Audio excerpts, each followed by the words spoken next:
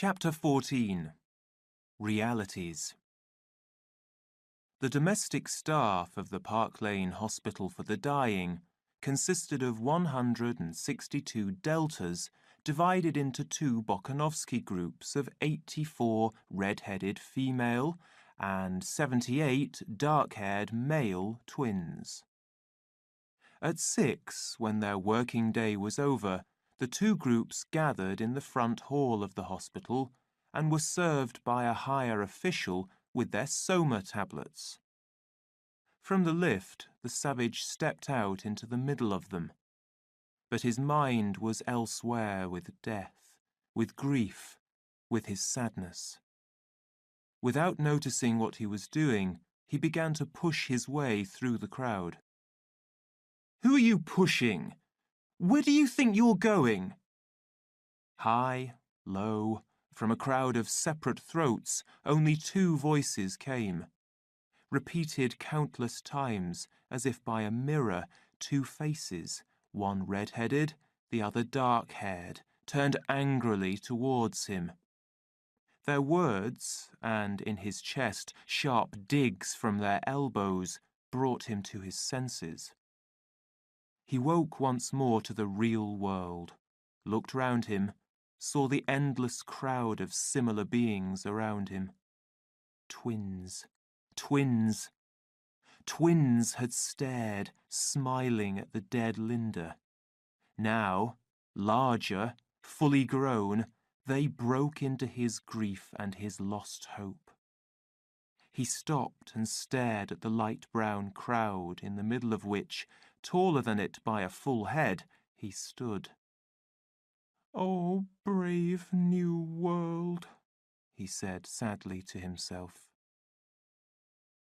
"Soma distribution!" shouted a loud voice. "In good order! Hurry up there, please!"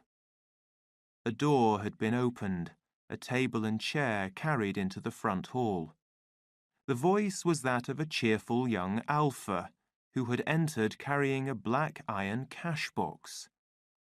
A low sound of satisfaction went up from the eager twins. They forgot all about the savage.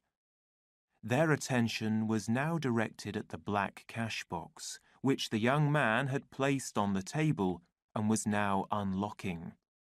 The lid was lifted. "Ooh, ooh," said all the 162 voices in a single cry of joy.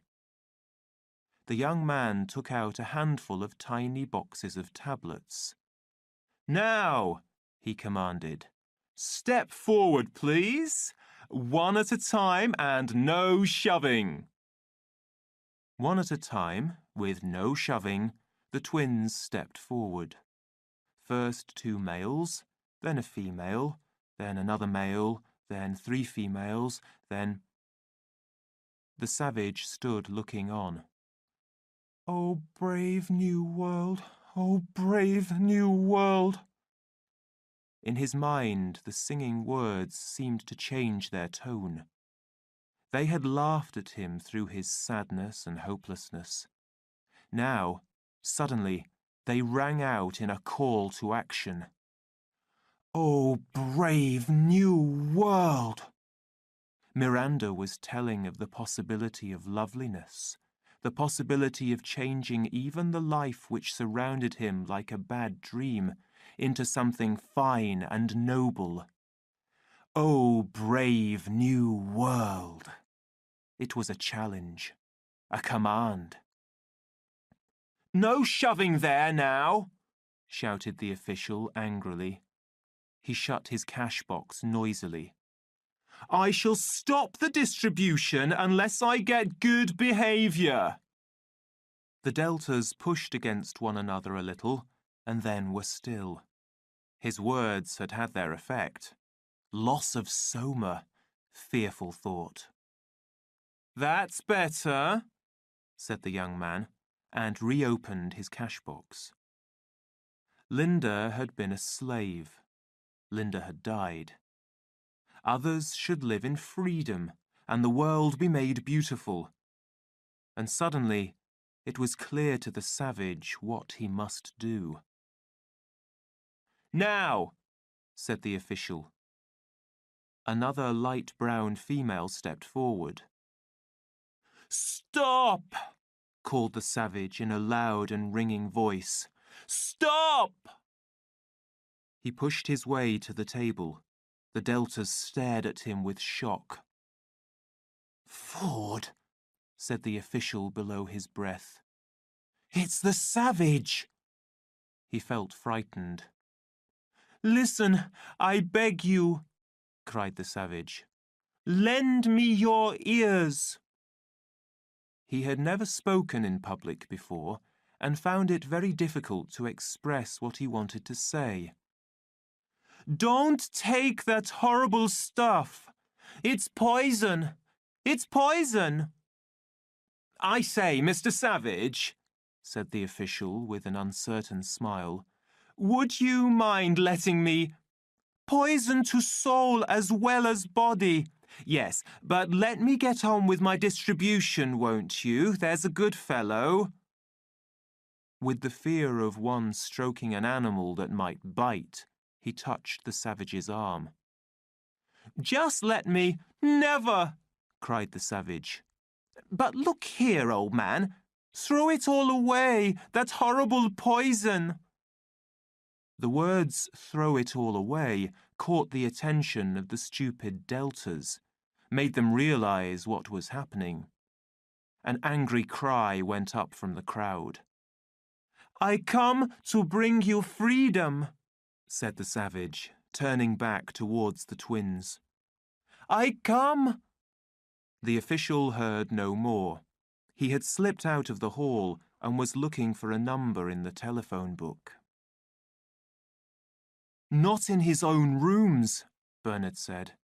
"Not in mine, not at the centre or the college. Where can he have got to?" Helmholtz didn't know. They had come back from their work expecting to find the savage waiting for them at one or other of their usual meeting places, and there was no sign of the fellow. This was upsetting their plans. They had meant to go over to Biarritz in Helmholtz's four-seater sportycopter. They'd be late for dinner if he didn't come soon. "We'll give him 5 more minutes," said Helmholtz. "If he doesn't turn up by then, we'll—" The ringing of the telephone bell interrupted him. He picked up the receiver. "Hello? Speaking." Then, after a long interval of listening, "Oh, Ford!" he cried. "I'll come at once." "What is it?" Bernard asked. "A fellow I know at the Park Lane Hospital," said Helmholtz. "The savage is there. Seems to have gone mad. Anyhow, it's urgent. Will you come with me?" Together they hurried along the corridor to the lifts. "But do you like being slaves?" the savage was saying as they entered the hospital. His face was red, his eyes bright with passion and anger. "Do you like being babies? Yes, babies! Stupid babies all your lives?" he added, driven by their animal stupidity into throwing insults at those he had come to save. The insults fell off their thick skins. They stared at him with a blank expression in their eyes. "Yes, stupid!" he shouted. Grief and hopelessness, pity and duty, all were forgotten now and, as it were, melted into an uncontrollable hatred of these less-than-human beings. "Don't you want to be free men? Don't you even understand what it is to be a man and free? Don't you?" he repeated, but got no answer to his question. "Very well, then. I'll teach you. I'll make you free whether you want to or not." And pushing open the window that looked onto the inner court of the hospital, He began to throw the little boxes of Soma tablets out of it in handfuls. For a moment, the light brown crowd was silent, frozen with amazement and horror at the sight of this fearful crime. "He's mad," whispered Bernard, staring with wide-open eyes. "They'll kill him. They'll—" A great shout suddenly went up from the crowd. A wave of movement drove it, threatening towards the savage. "Ford, help him," said Bernard, and turned his eyes away. "Ford helps those who help themselves." And with a laugh, actually a laugh of joy, Helmholtz Watson pushed his way through the crowd. "Free! Free!" the savage shouted, and with one hand continued to throw the Soma into the courtyard, while with the other he hit out at the indistinguishable faces of his attackers. "Free!" And suddenly there was Helmholtz at his side. "Good old Helmholtz!" also hitting out. "Men at last!" Helmholtz cried, and threw the poison out by handfuls through the open window. "Yes, men! Men! Men!" And there was no more poison left. He picked up the cash box and showed them its black emptiness. "You're free!" Screaming with anger, the Deltas charged. "They're done for," said Bernard, and, with a sudden urge to help them, ran forward, then decided not to and stopped. Then, ashamed, stepped forward again, then decided against it once more, and was standing there ashamed of his own fear, thinking that they might be killed if he didn't help them, and that he might be killed if he did. When, Ford be praised, in ran the police, pig-faced in their gas masks. Bernard rushed to meet them. He waved his arms. And it was action. He was doing something. He shouted help several times more and more loudly so as to persuade himself that he was helping. "Help! Help! Help!" The policemen pushed him out of the way and got on with their work. 3 men with machines on their shoulders pumped thick clouds of Soma gas into the air. 2 more were busy with an artificial music box. Carrying water guns loaded with a powerful sleeping gas, 4 others had pushed their way into the crowd and were steadily putting out of action the stronger of the fighters. "Quick! Quick!" screamed Bernard. "They'll be killed if you don't hurry! Oh!" Tired of his shouting, one of the policemen had given him a shot from his water gun. Bernard stood for a second or two on his shaky legs, then fell onto the floor.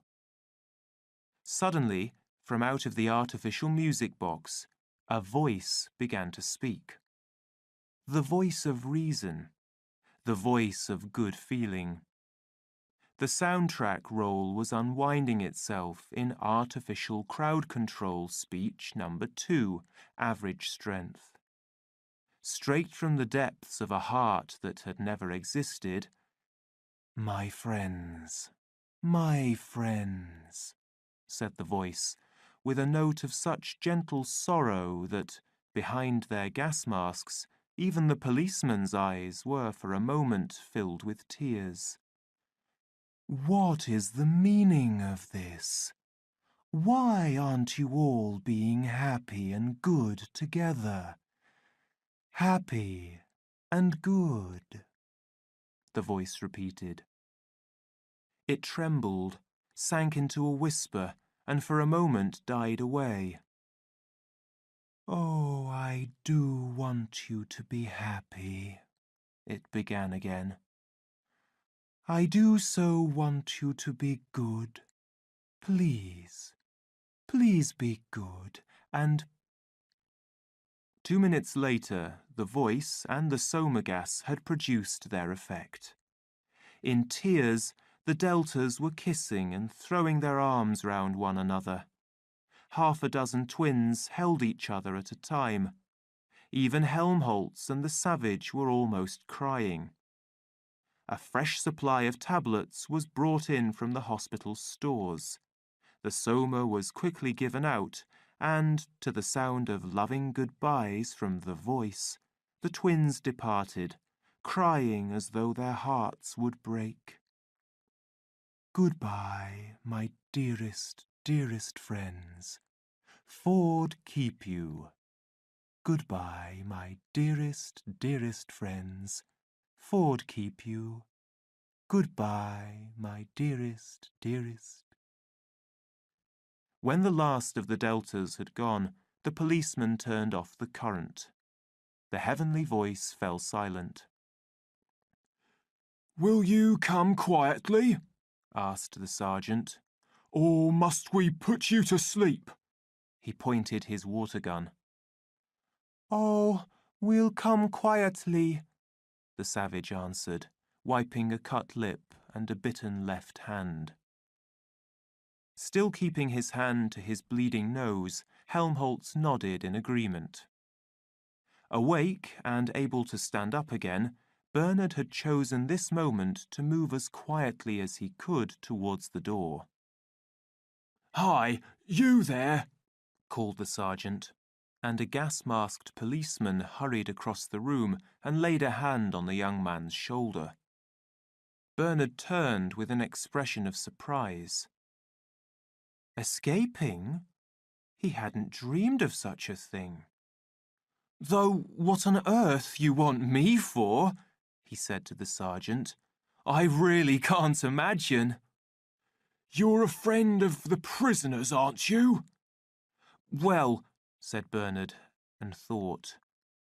No, he really couldn't deny it. "Why shouldn't I be?"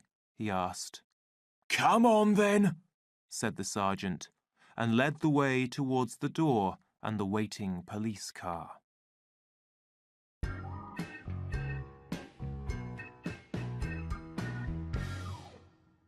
Chapter 15.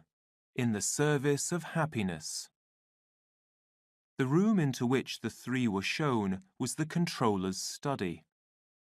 "His Fordship will be down in a moment." The Gamma manservant left them to themselves. Helmholtz laughed out loud.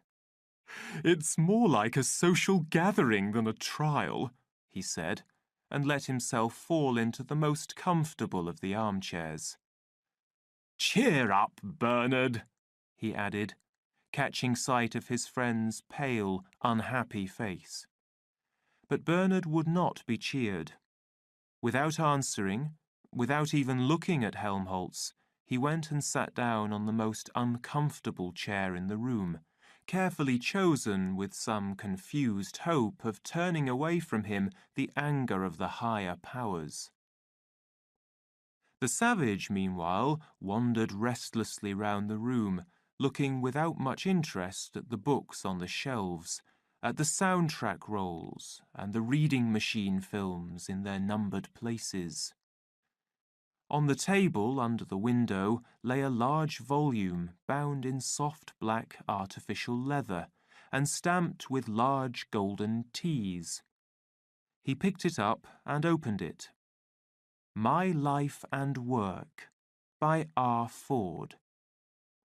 The work had been published in Detroit by the Society for the Spread of Fordian Knowledge.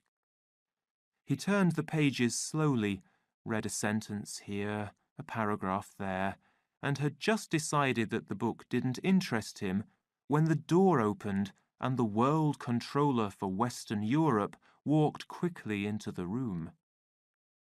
Mustafa Mond shook hands with all three of them, but it was to the savage that he addressed himself. "So, you don't much like civilization, Mr. Savage," he said. The savage looked at him. He had been prepared to lie, to argue, to remain rude and silent, but Encouraged by the good-humoured intelligence of the controller's face, he decided to tell the truth, quite frankly. No.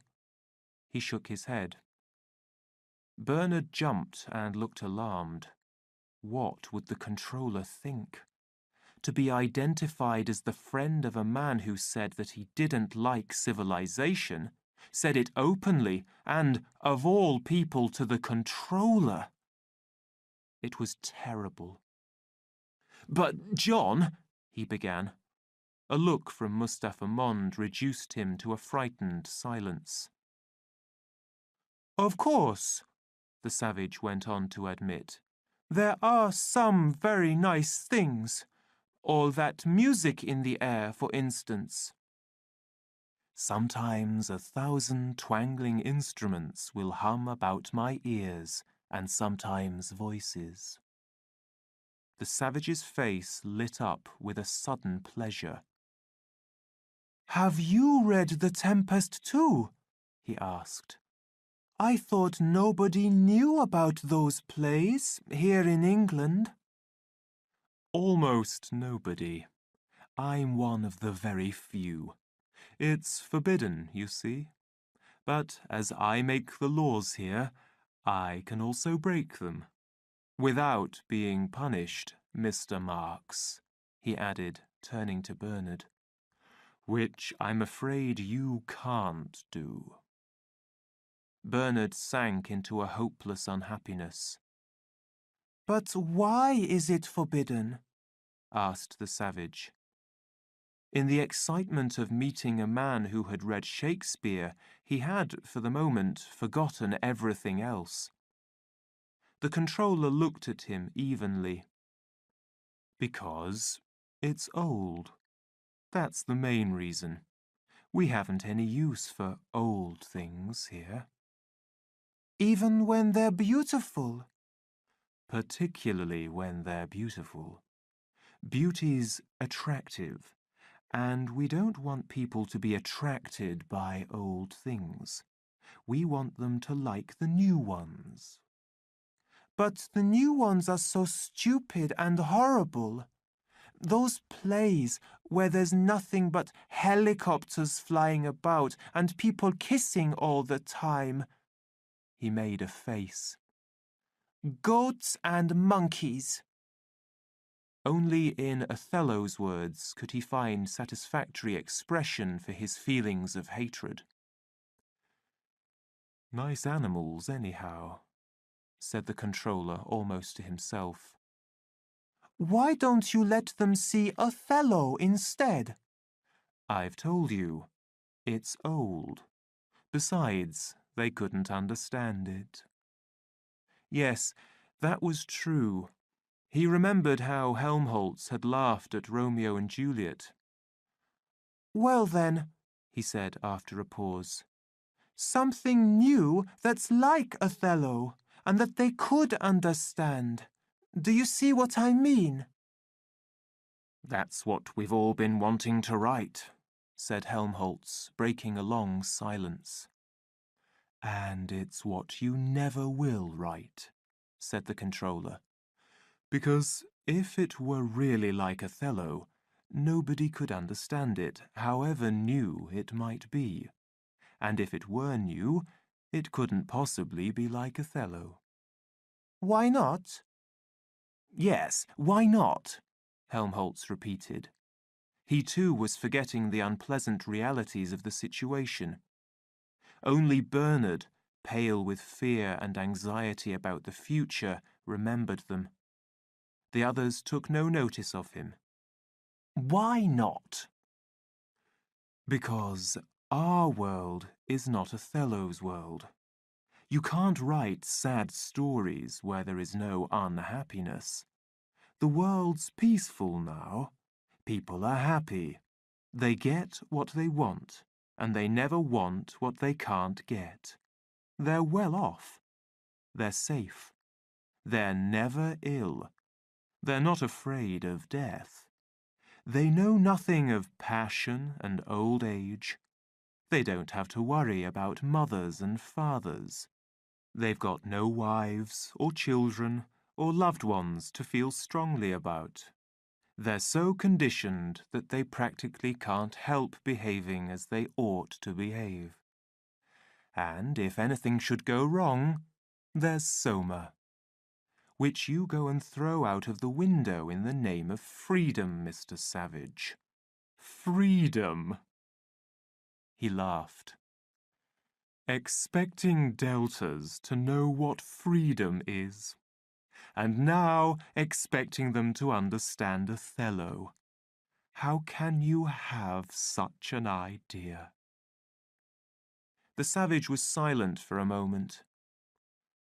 All the same, he went on, sticking to his argument, Othello's good. Othello's better than those films. Of course it is, the controller agreed. But that's the price we have to pay for stability. You've got to choose between happiness and what people used to call high art. We've given up the high art. We have the love films instead. But they don't mean anything. They mean themselves. They mean a lot of good feelings to the audience. But they're written by stupid people. The controller laughed. You're not being very polite to your friend Mr. Watson, one of our most distinguished emotional engineers. But he's right, said Helmholtz, clearly upset. Because it is stupid. Writing when there's nothing to say. Exactly. But that demands the greatest skill, making something out of practically nothing. The savage shook his head. It all seems to me quite horrible. Of course it does. Happiness is never as exciting as unhappiness or the struggles of great passions. Happiness is never grand.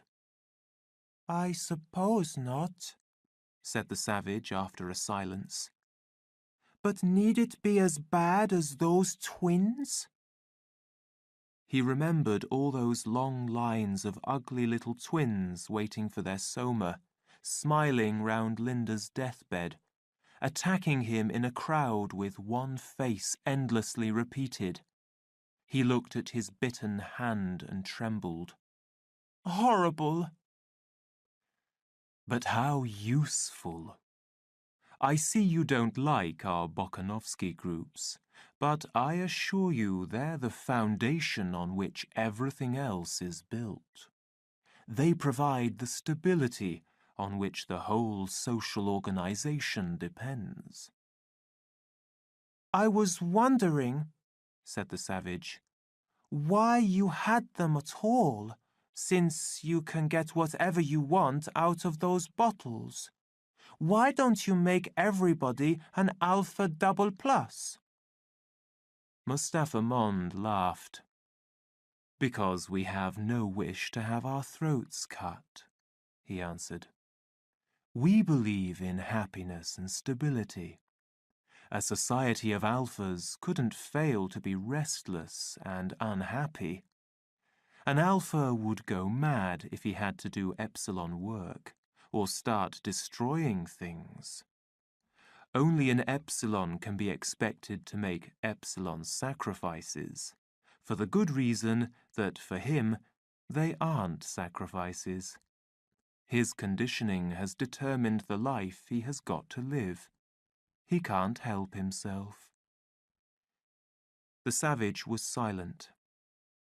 The ideal population, said Mustafa Mond, is like an iceberg, 8/9 below the waterline, 1/9 above. And they're happy below the waterline? Happier than above it. Happier than your friends here, for example. He pointed. In spite of that awful work? Awful? They don't find it so. Quite the opposite, they like it. It's light, it's childishly simple. No strain on the mind or the muscles. 7.5 hours of gentle labour without too much bodily effort, and then the soma distribution and games and other amusements provided for them. What more can they ask for? True, he added, they might ask for shorter hours, but would they be any the happier for that? No, they wouldn't. The experiment was tried more than a century and a half ago. The whole of Ireland was put onto the 4-hour day. What was the result? Unrest and a large increase in the amount of soma taken. The Inventions Office is full of plans for labour-saving processes, thousands of them. Mustafa Mond waved his arms as if to give an idea of the great pile of plans. And why don't we use them? For the sake of the workers. It would be cruelty to give them too much leisure. It's the same with agriculture. We could produce every mouthful of food artificially if we wanted to, but we don't. We prefer to keep 1/3 of the population on the land, for their own sakes, because it takes longer to get food out of the land than out of a factory. Besides, we have our stability to think of. We don't want to change. Every change is a threat to stability. That's another reason why we're so careful about using new inventions. Every discovery in pure science could lead to a revolution. Even science must sometimes be treated as a possible enemy. Yes, even science. What? Said Helmholtz in amazement. But we're always teaching people that science is everything. That comes in sleep teaching. 3 times a week between 7 and 13, added Bernard. And all the science propaganda we do at the college. Yes, but what sort of science? Asked Mustafa Mond. You've had no scientific training, so you can't judge. I was a pretty good scientist in my time. Too good. Enough to realize that all our science is just a cookery book, with an official theory of cooking that nobody's allowed to question, and a list of recipes that mustn't be added to except by special permission from the head cook. I'm the head cook now. But I was once a young kitchen boy with a taste for finding things out. I started doing a bit of cooking on my own. Unofficial cooking. Unlawful cooking. A bit of real science, in fact.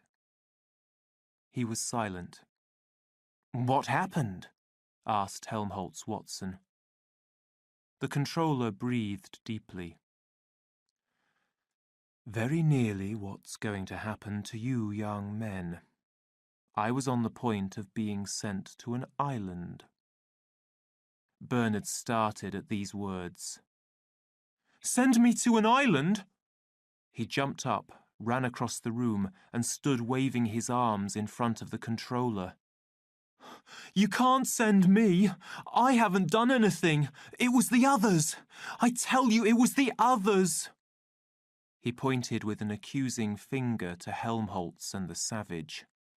Oh, please don't send me to Iceland. I promise I'll do what I ought to do.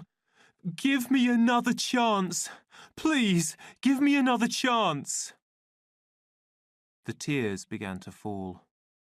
I tell you, it's their fault, he cried. And not to Iceland. Oh, please, your Fordship, please. And in a fit of hopelessness, he threw himself on his knees before the controller. Mustafa Mond tried to make him get up, but he stayed there, crying and protesting. In the end, the controller had to ring for his 4th secretary. Bring 3 men, he ordered, and take Mr. Marks into a bedroom. Give him some soma and then put him to bed. The secretary went out and returned with 3 twin attendants in green uniforms. Still shouting and crying, Bernard was carried out. One would think he was going to have his throat cut, said the controller as the door closed. If he had any sense, he'd realize that his punishment is really a reward. That's to say, he's being sent to a place where he'll meet the most interesting set of men and women to be found anywhere in the world. All the people who, for one reason or another, are too individual to fit into community life. All the people who aren't content to be the same as the others, who've got independent ideas of their own. Everyone, in a word, who's anyone. I almost wish it were me, Mr. Watson. Helmholtz laughed. Then why aren't you on an island yourself? Because, finally, I preferred this. I was given the choice. To be sent to an island where I could have got on with my scientific work, or to be taken on to the Controller's Council with the certainty of myself becoming a controller. I chose this and let the science go. I've gone on controlling ever since. It hasn't been very good for truth, of course, but it's been very good for happiness. Happiness has got to be paid for. You're paying for it, Mr. Watson. Paying because you happen to be too much interested in beauty. I was too much interested in truth. I paid too. But you didn't go to an island, said the savage after a long silence. The controller smiled. That's how I paid, by choosing to serve happiness. Other people's, not mine. It's lucky, he added after a pause, that there are such a lot of islands in the world. I don't know what we should do without them. Put you all in the gas chamber, I suppose. By the way, Mr. Watson, would you like a tropical climate or something that will keep you more lively? Helmholtz rose from his armchair. I should like a thoroughly bad climate, he answered. I believe one would write better if the climate were bad. If there were a lot of wind and storms, for example. The controller nodded his approval. I like your spirit, Mr. Watson. I like it very much indeed. As much as I officially disapprove of it. He smiled. What about the Falkland Islands? Yes, I think that will do, Helmholtz answered. And now, if you don't mind, I'll go and see how poor Bernard's getting on.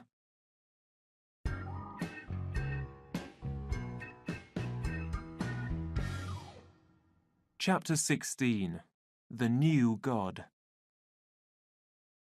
Art, science, you seem to have paid a fairly high price for your happiness, said the savage when they were alone. Anything else? Well, religion, of course, replied the controller. At one time there used to be something called God. But I was forgetting, you know all about God, I suppose. Well...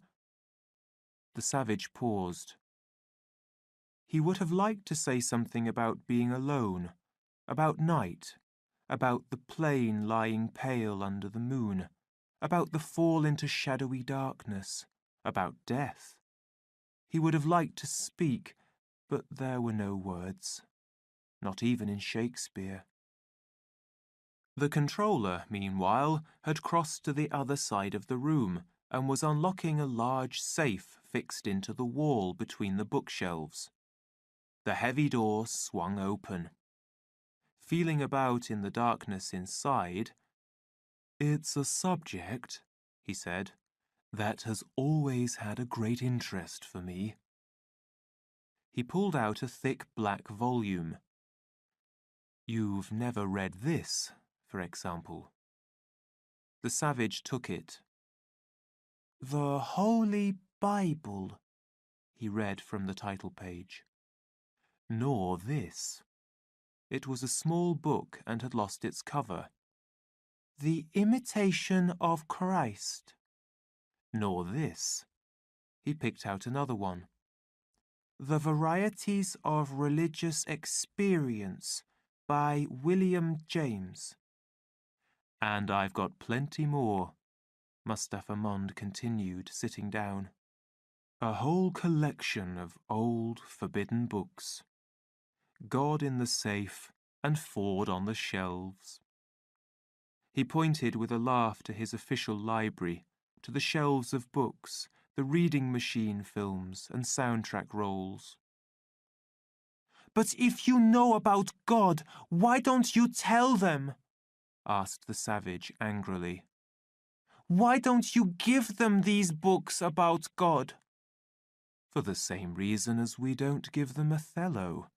They're old. They're about God hundreds of years ago, not about God now." "But God doesn't change." "Men do, though." "What difference does that make?" "All the difference in the world. People used to turn to God when they were growing old and troubled and tired of the world.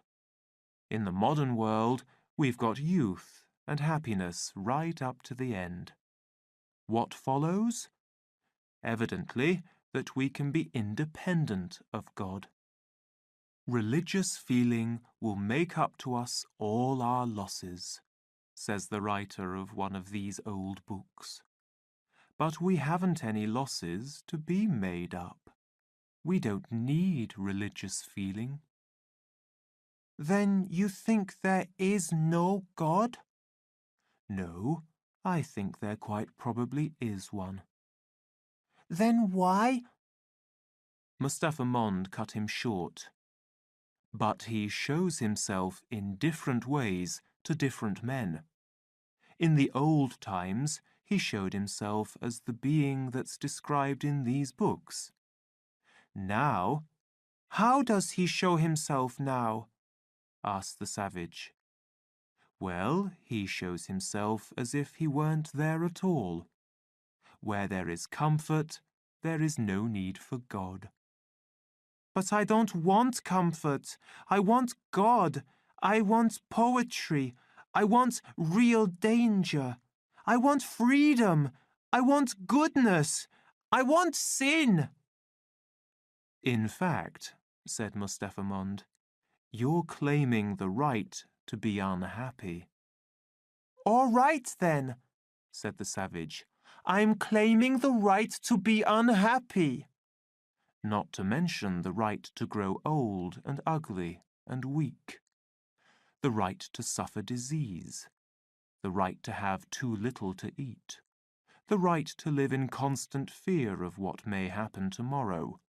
The right to fall a victim to pains of every kind."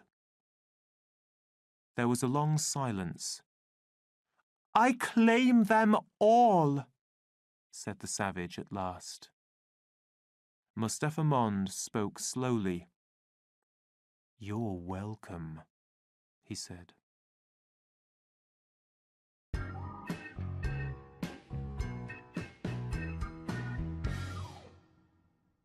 Chapter 17. John Alone. The door was half open. They entered. "John!" From the bathroom came the unpleasant sound of somebody being violently sick. "Is there anything the matter?" Helmholtz called. There was no answer. The unpleasant sound was repeated twice. There was silence. Then the bathroom door opened and, very pale, the savage came out. "I say," Helmholtz cried anxiously, "you do look ill, John." "Did you eat something that upset you?" asked Bernard. The savage nodded. I ate civilization. What?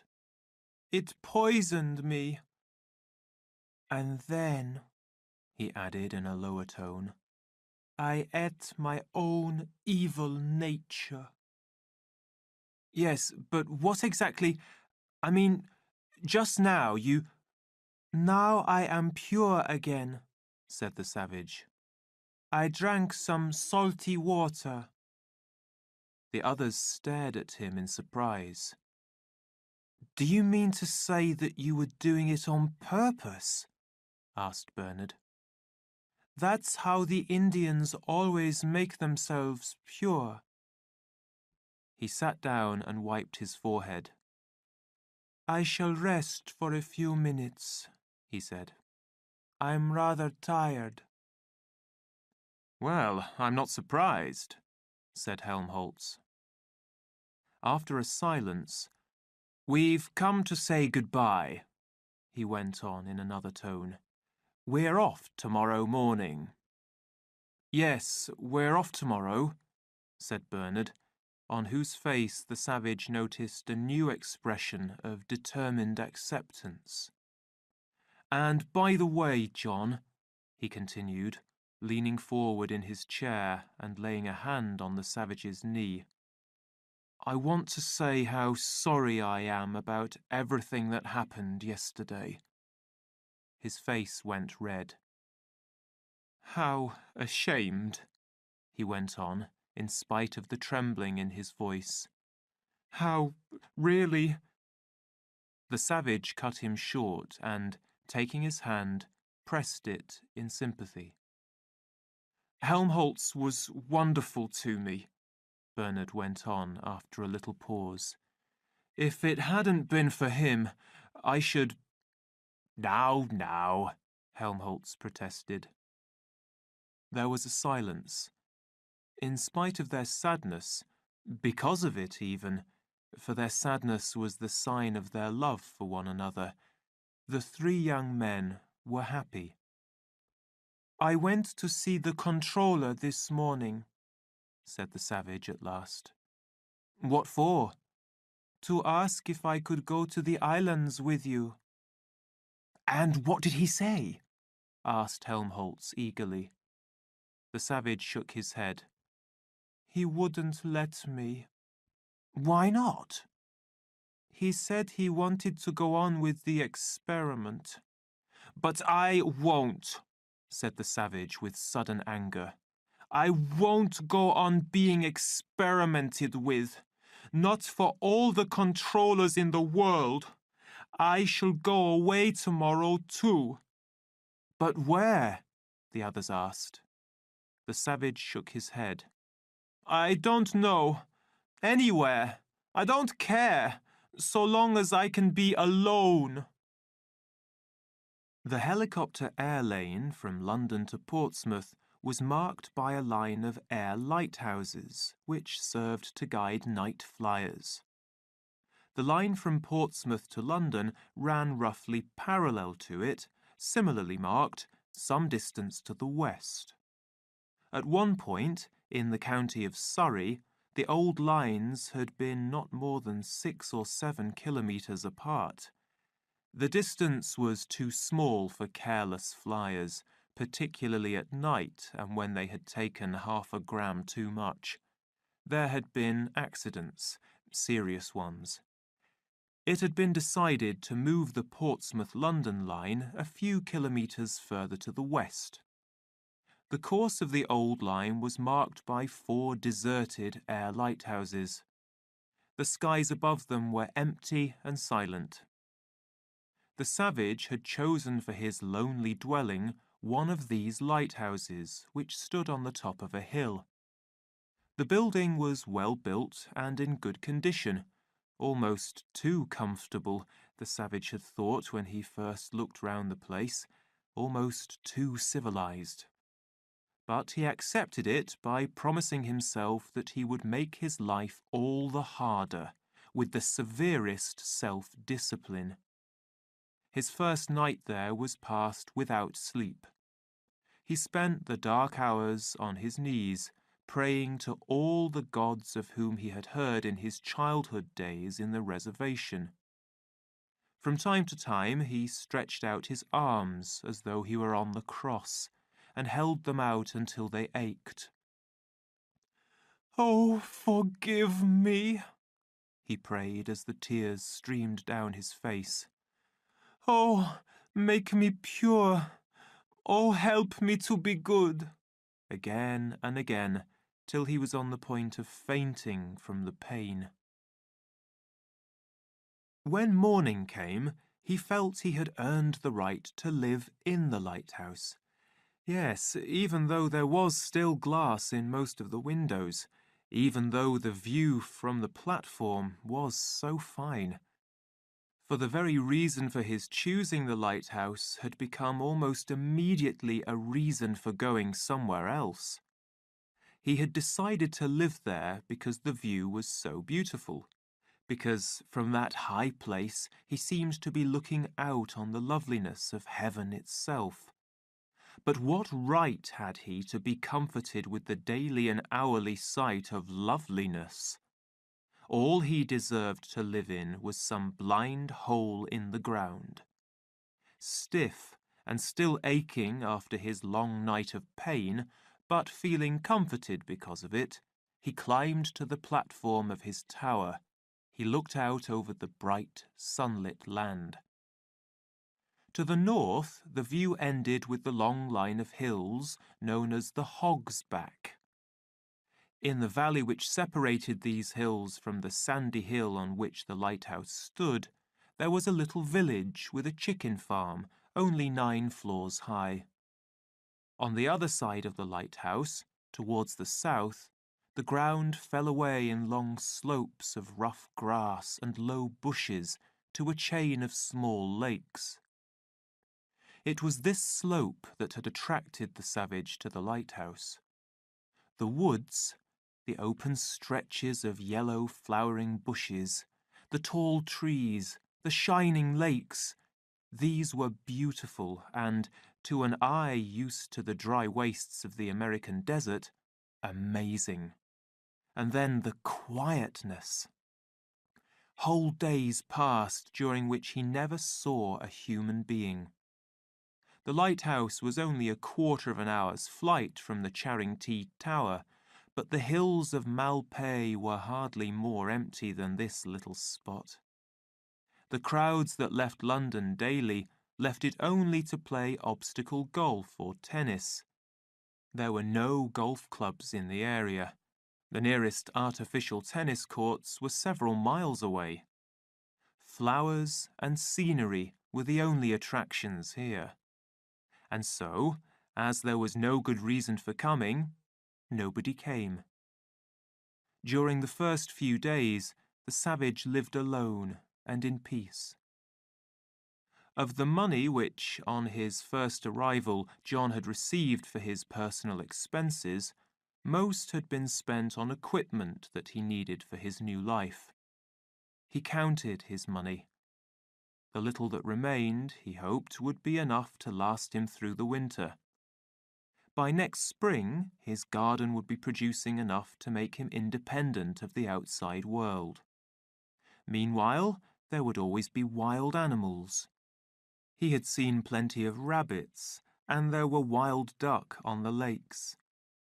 He set to work at once to make a bow and arrows. There were young trees, beautifully straight, in a little wood near the lighthouse.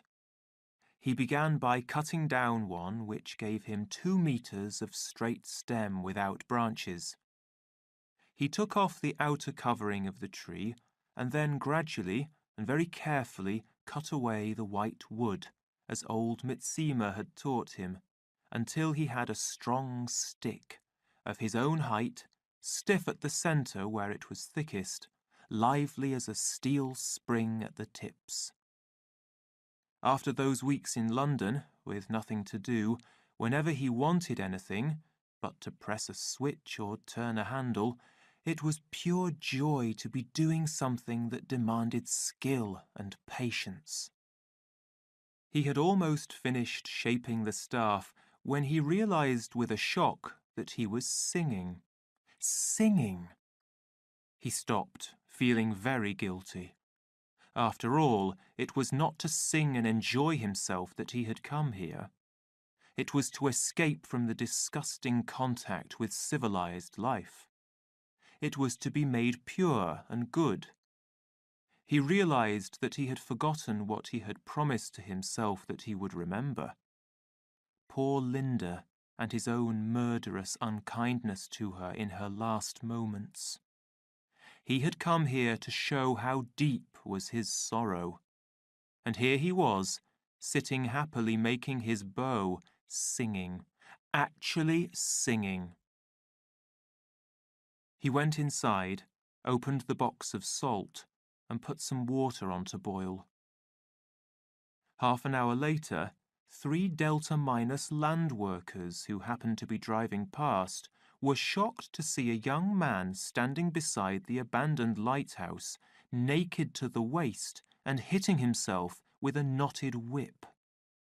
His back was marked with thin red lines, and between them ran drops of blood. The driver of the lorry stopped at the side of the road and, with his 2 friends, stared open-mouthed at the extraordinary sight. 1, 2, 3, they counted the strokes. After the 8th, the young man interrupted his self-punishment to run to the wood's edge and there be violently sick. When he had finished, he picked up the whip and began hitting himself again. 9, 10, 11, 12. "Ford," whispered the driver, and his twins were of the same opinion. "Fordy," they said. 3 days later, like birds settling on a dead body, the reporters came. Dried and hardened over a slow fire of green wood, the bow was ready. The savage was busy on his arrows. 30 straight sticks had been dried, tipped with sharp nails, and a V-shaped cut carefully made at the other end of each one, where the string would fit. He had secretly visited the chicken farm one night, and now had enough feathers for all his needs.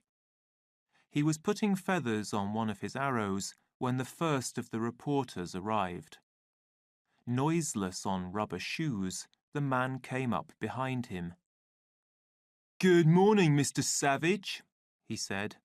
"I am the representative of the hourly radio."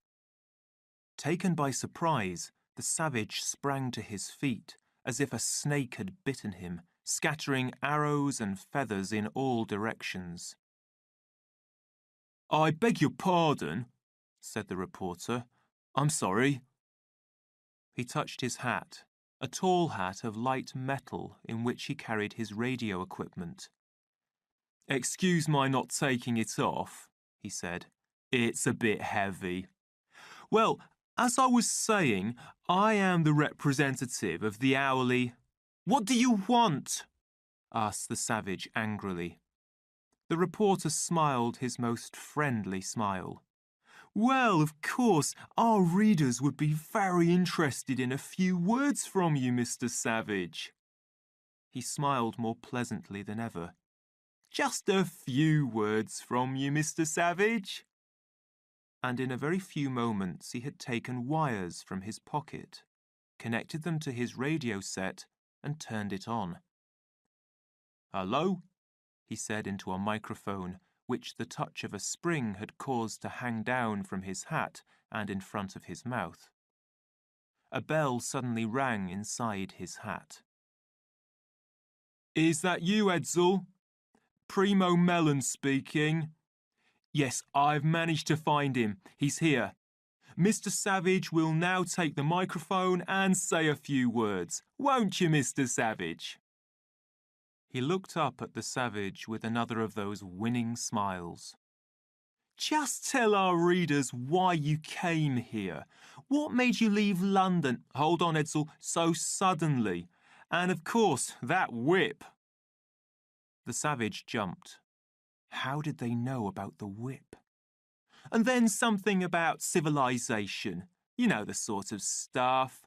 What I think of the civilized girl. Just a few words, a very few. The savage obeyed, but not in the way Mr. Mellon expected. 2 words he spoke, no more, and then repeated them. "Get out!" he shouted. "Get out!" And seizing the reporter by the shoulder, he spun him round and, with all the force and skill of a champion football player, kicked him violently on his well-covered bottom. 8 minutes later, a new edition of the Hourly Radio was on sale in the streets of London. "Hourly Radio reporter kicked by mystery savage," said the headline on the front page. In spite of what Mellon had suffered, 4 other reporters called that afternoon at the lighthouse. Each one was received more violently than the one before. From a safe distance, and still rubbing the sore place where the kick had landed, one of them shouted, "You madman! Why don't you take Soma? That would make you feel better." "Oh, would it?" said the savage, picking up a large stick and moving towards him. The reporter made a rush for his helicopter. The savage was left for a time in peace. A few helicopters came and circled the tower. He shot an arrow into the nearest of them. It went through the light metal floor of the helicopter. There was a cry of pain, and the machine shot up into the air with all the speed and power that its engines could give it. After that, the others kept their distance respectfully. Taking no further notice of them, the savage dug at what was to be his garden. After a time, they grew tired of waiting, since nothing seemed to be happening, and flew away. The weather was very hot. There was thunder in the air. He had dug all the morning and was resting, stretched out along the floor. And suddenly, Lenina came into his thoughts, as real as if she were there in the lighthouse with him, naked, saying, "Darling," and "Put your arms round me," in shoes and socks and smelling sweet. Shameless woman! But oh, her arms round his neck, her soft red lips, her smooth white skin. Lenina! No. He sprang to his feet and ran out of the house. At the edge of the wood there stood an old bush with needle-like leaves.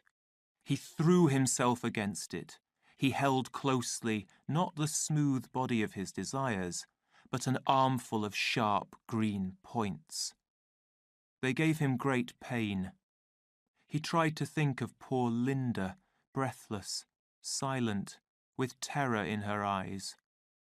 Poor Linda, whom he had promised to remember. But it was still the presence of Lenina that filled his mind. Lenina, whom he had promised to forget. Even through the sting of the bush he could feel her, unavoidably real. Sweet, sweet. And if you wanted me too, why didn't you? The whip was hanging on a nail by the door, ready for use should any more reporters arrive. In anger, the savage ran back to the house, seized it, swung it in the air. The knots bit into his flesh. "Whore! Whore!" he shouted at every blow, as though it were Lenina, and how greatly, without knowing it, he wished it were. White, warm, sweet-smelling, shameless Lenina that he was whipping thus. Shameless! And then, desperately, "Oh, Linda, forgive me. Forgive me, God. I'm bad. I'm evil. No, you whore! You whore!" From his carefully built hiding place in the wood 300 meters away, Darwin Bonaparte, the television corporation's most expert big-game photographer, had watched the whole scene. Patience and skill had been rewarded. He had spent 3 days sitting inside the trunk of an artificial tree, 3 nights moving around on his stomach through the long grass, hiding equipment in bushes, burying wires in the soft grey sand. 72 hours of the greatest discomfort. But now the great moment had come. The greatest, thought Darwin Bonaparte as he moved among his equipment. The greatest since his exciting film of the monkey's wedding. "Wonderful," he said to himself as the savage began his amazing performance. "Wonderful!" He kept his long-distance cameras carefully aimed at the savage, adjusted the settings to get a close-up of the face, twisted with anger and pain. Admirable! Changed for half a minute to slow motion, a really amusing effect, he promised himself. Listened meanwhile to the blows, the cries, the wild and mad words that were being recorded on the soundtrack at the edge of his film. Was very happy to hear, in a quiet moment, the singing of a wild bird. Wished the savage would turn round so that he could get a good close-up of the blood on his back. And, almost immediately, what amazing luck! The savage did turn round, and he was able to take a perfect close-up. "Well, that was great," he said to himself when it was all over. "Really great." He wiped his face with a cloth. When they had finished with it at the studio, it would be a wonderful film. 12 days later, The Savage of Surrey was being shown in every first-class cinema in Western Europe. The effect of Darwin Bonaparte's film was immediate and enormous. On the afternoon which followed the evening of its first performance, the peace of John's lonely home was suddenly broken by the arrival overhead of a great cloud of helicopters. He was digging in his garden, digging, too, in his own mind, thinking of death. Death. And he drove in his spade once, and again, and yet again. "And all our yesterdays have lighted fools the way to dusty death." He lifted another spadeful of earth. Why had Linda died? Why had she been allowed to become gradually less than human, and at last... He trembled. At that point, the sky grew dark. He was suddenly in shadow. There was something between the sun and him. He looked up in surprise from his digging, from his thoughts, and saw, close above him, the cloud of machines hanging in the air. They came like harmful insects, stopped in the air over his head for a moment, then dropped all around him in the long grass and among the bushes. And from the bodies of these huge insects stepped men in white artificial woolen trousers, women in artificial cotton shorts and artificial silk shirts, one couple from each. In a few minutes there were dozens of them, standing in a wide circle round the lighthouse, staring, taking photographs, throwing nuts and sweets as if at an animal in a zoo. And every moment, coming in from all sides in a never-ending stream, their numbers grew and grew. The savage had gone back into his house, and now, like an animal trapped by the hunters, stood with his back to the wall of the lighthouse, staring from face to face in speechless horror, like a man out of his senses. "Go away!" he shouted. The animal had spoken. The crowd laughed and waved their hands. "Good old savage! Hurrah! Hurrah!" And through the noise he heard cries of, "Whip! Whip! The whip! The words stung him to action. He seized the knotted whip from its nail behind the door and shook it at them. They shook with laughter. He advanced towards them, a terrible figure. A woman cried out in fear.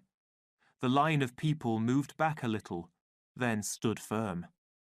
The thought that they were there in great numbers gave them a courage which the savage had not expected. "Why don't you leave me alone?" There was a suggestion of tears in his anger. "What do you want with me?" he asked, turning from one stupid, smiling face to another. "The whip!" answered 100 voices in one shout. "Let's see you do the whipping act!" Then all together, slowly and heavily, "We want the whip!" shouted a group at the end of the line. "We want the whip!" Others at once took up the cry, and the phrase was repeated again and again, more and more loudly, until no other word was being spoken. "We want the whip!" At this moment, yet another helicopter arrived. When it landed, the door opened and out stepped first a red-faced young man, then, in green artificial cotton shorts, white shirt and smart cap, a young woman. At the sight of the young woman, the savage turned pale and fell back. The young woman stood, smiling at him, an uncertain smile, a smile intended to calm him. The seconds passed. Her lips moved. She was saying something, but the sound of her voice was drowned by the shouts of the crowd. "We want the whip! We want the whip!" The young woman pressed both hands to her left side, and on that face of hers, with its childlike prettiness, appeared an unusual expression of sadness. Her blue eyes seemed to grow larger, brighter, and suddenly 2 tears rolled down her cheeks. Her mouth moved again, though her words could not be heard. Then, with a quick movement of passion, she stretched out her arms towards the savage and stepped forward. "We want the whip! We want—" And all of a sudden, they had what they wanted. "Shameless!" The savage had rushed at her like a madman, striking her violently with his whip. She had turned to run from him in terror, had caught her foot in the roots of the bushes, and had fallen on her face in the long grass. "Henry! Henry!" she shouted. But her red-faced friend had run away and hidden behind the helicopter. The crowd rushed towards the spot where the savage stood, striking at that soft body lying in the grass. "Oh, the flesh! The flesh!" This time it was on the savage's own shoulders that the whip came down. Drawn by the strange attraction of the horror of pain, and driven on by that desire to act as all others acted, that their conditioning had rooted in them, they began to imitate his violent action, striking at one another as the savage struck at his own flesh, or at that shapely, shameless body twisting and turning in pain in the grass at his feet. "Kill it! Kill it! Kill it!" the savage went on shouting. Then suddenly somebody started orgy-porgy, and in a moment they had all caught up the tune and, singing, had begun to dance. Orgy-porgy, round and round and round, beating one another in time to the song. Orgy-porgy! It was after midnight when the last of the helicopters took its flight. Stupid with soma and tired out from endless uncontrolled hours of passion, The savage lay sleeping in the rough grass. The sun was already high when he woke. He lay for a moment, then suddenly remembered everything. Oh, my God! My God! He covered his eyes with his hand. That evening the sky was black with helicopters making their way across the sky to the lighthouse in an endless stream. The description of last night's events had been in all the papers. "Savage!" called the first arrivals as they stepped down from their machine. "Mr. Savage!" There was no answer. The door of the lighthouse stood half open. They pushed it wide open and walked into the low light inside. Through a doorway on the other side of the room, they could see the bottom of the stairs that led up to the higher floors. Just under the top of the doorway hung a pair of feet. "Mr. Savage!" Slowly, very slowly, like two unhurried compass needles, the feet turned towards the right. North, northeast, east, southeast, south, south-southwest. Then paused, and, after a few seconds, turned as unhurriedly back towards the left. South-southwest, south.